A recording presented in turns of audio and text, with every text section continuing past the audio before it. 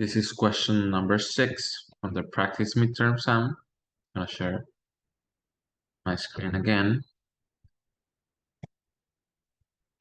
So the question says, use a sample provided on the data sheet to do a hypothesis test to determine whether there is evidence of a difference in the average annual income in thousands of female and male customers.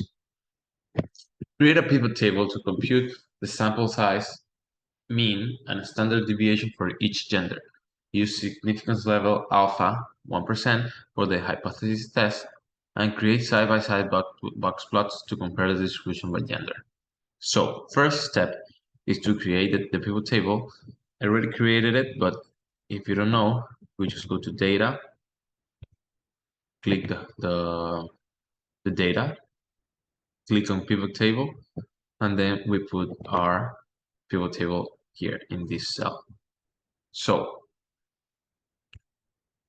go to field list and we have to put the annual income in thousands 3 times because I put it 3 times, 1, 2, and 3, because we need to see the sample size, the mean, and the standard deviation. And also we need to put the gender on the column. Okay, so for the first one, we're gonna put count. For the second one, we're gonna put average because we want this the mean. And for the third one, we put the standard deviation. Okay. Now that we have it, we just need to plug in the numbers. So the mean for female is this one. The mean for male, it's this one right here.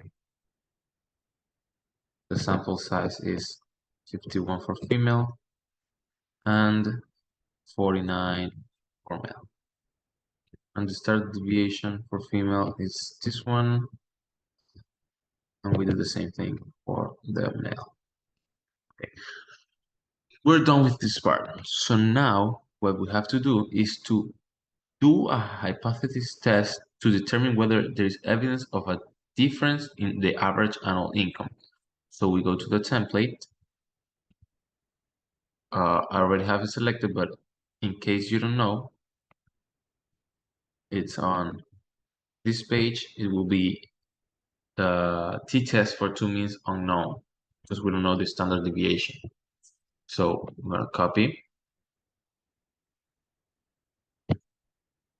Okay, and paste it into the question. Okay, I always check if the formulas are okay. Okay, so now the significance level alpha is 1%, so 1, and the sample mean for sample 1 is, which in this case is female, is 125. The standard deviation is 38, and the sample size is 51. We're gonna do the same thing for the male. The mean is 128. The standard deviation is 35. And the sample size is 49.